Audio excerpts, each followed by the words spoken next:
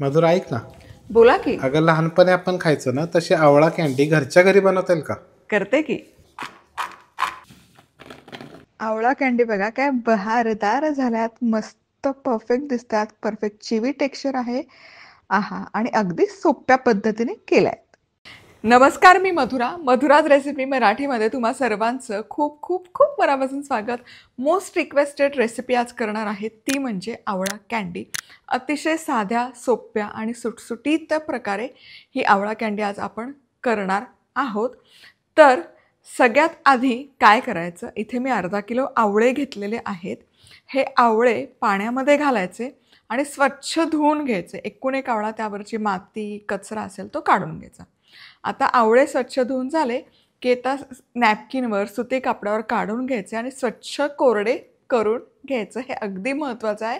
आवळ्यामध्ये पाण्याचा अंश अजिबात नको. आता हे कोरडे झालेले आवळे एक चाळणी किंवा माझ्याकडे स्टीमर आहे म्हणून स्टीमरवर ठेवते. आता स्टीमरमध्ये पाणी गरम करून घेतलेलं आहे. ही चाळणी यामध्ये ठेवूयात,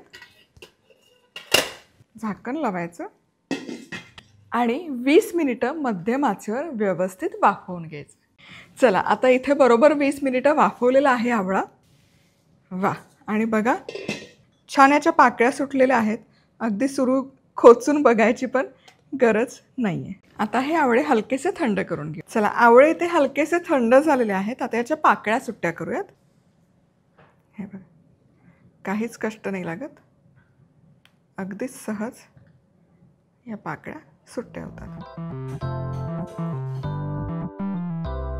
वाफवलेल्या आवळ्याच्या फोडी तयार आहेत. आता कँडी तयार करूयात अगदी सोप्या पद्धतीने.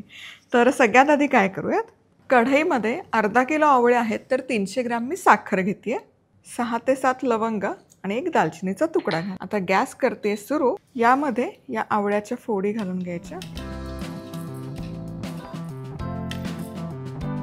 आणि पाण्याचा अजिबात वापर न करता ही साखर आहे ना या आवळ्यामध्ये घोळवून घ्यायची आणि शिजवून घ्यायचं आवळा साखरेतच.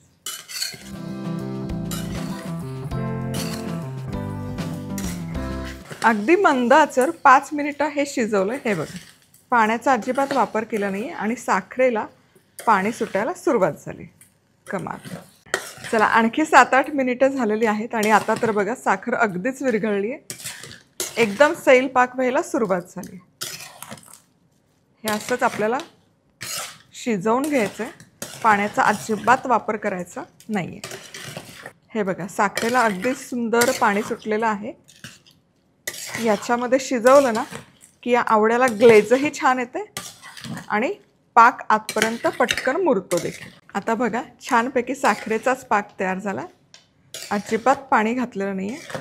चला, पाकामध्ये ना हे आवळा कँडी मी छानपैकी 10 मिनिटापेक्षा थोडं जास्त, एक 13 ते 14 मिनिटं शिजवून घेतली. आणि बघा, आवळा बघा छान शिजला गेला आहे, पाक आतपर्यंत मुरला आहे आणि कँडीला जसं ना आतपर्यंत ट्रान्सपरंट टेक्स्चर असतं तशीच चकाकी आणि त्याला टेक्स्चर आलेलं आहे.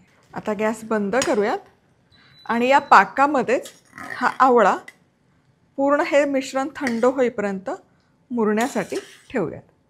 चला, आवळा आहे ना इथे छानपैकी थंड झालेला आहे. आता काय करूयात, मस्त दिसतोय, खूप छान झालं आहे. आता एका चाळणीमध्ये काढून यातला रस पूर्ण निथळून घ्यायचा. चला, आवळा कँडीतलं सिरप जे आहे ते पूर्ण निथळून घेतलेलं आहे. अशाच मस्त चमचमीत आणि झणझणीत रेसिपीजसाठी मधुराज रेसिपी मराठीला सबस्क्राईब करा आणि त्याचबरोबर बेल आयकॉनवरही क्लिक करा. इथे सुती कापड घेतलं आहे, त्याच्या खाली पेपर आहे आणि त्याच्या खाली प्लास्टिकचा ट्रे आहे. यावर या कँडी सगळ्या लाईनअप करून घ्यायच्या. आता कुठलंही फळ असो ज्याच्यामध्ये खूप कमालीचा आंबटपणा आहे ना, हे कधीच धातूच्या ताटलीत किंवा भांड्यात नाही ठेवायचं. हे सुकवण्यासाठी असं खाली सूप असेल तर सुपावर पण हे सुकवू शकतो किंवा असं मग सुती कापड घ्यायचं किंवा ओढणी घेतली तरी चालेल.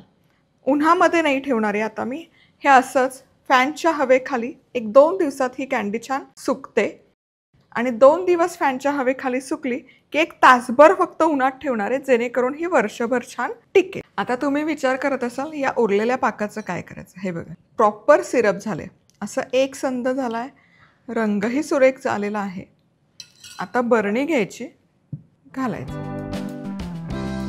आता हे सिरप फ्रीजमध्ये स्टोअर करून ठेवू शकता आणि जेव्हा तुम्हाला आवळा सरबत प्यायची इच्छा झाली असेल तेव्हा हे पळीभर आवळा सिरप घ्यायचं, त्यामध्ये थंडगार पाणी टाकायचं आणि तुमचं आवळा सरबत इथे तयार होतं. या बाउललाही थोडंसं सिरप आहे, हे क्लीन करते. हे पाणी, सिरप, पुन्हा थोडं पाणी, हे ढवळून घेऊ. आहे की नाही कमाल, आवळा सरबत पण इथे तयार. एकदम रिफ्रेशिंग आहे. वा, थोडं ना चिमूटभर काळं मीठ टाकलं तर अजून कमाल लागेल.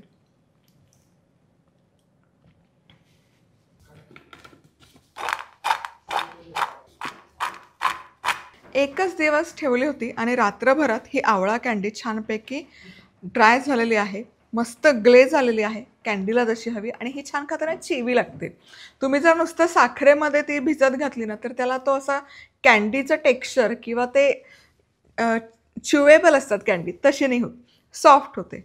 पण ही परफेक्ट त्याचं टेक्स्चर लुक तसाच होतो. आता ही छान अशीच राहावी याच्यासाठी थोडीशी यामध्ये पिठी साखर भुरभुरते.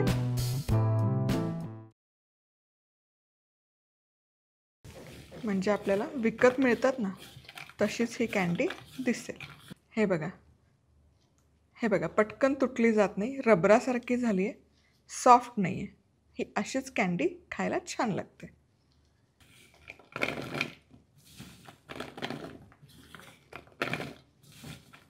आता ही आवळा कॅन्डी हवाबंद डब्यामध्ये स्टोअर करून ठेवू शकता, झिपलॉक बॅगेत स्टोअर करून ठेवू शकता. वर्षोनवर्ष छान राहते, काही होत नाही त्याला, कारण इतके छान ते आवळे आपण शिजवले आहेत, त्याबरोबर त्याला साखरेचं कोटिंग आहे. आहा हा, कमाल.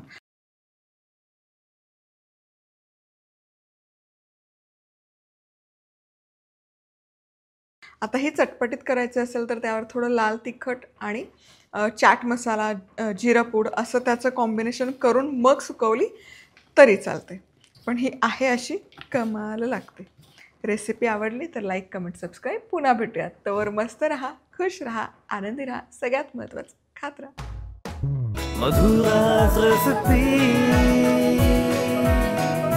मधुराज रेसिपी, महाराष्ट्राची अस्सल चव.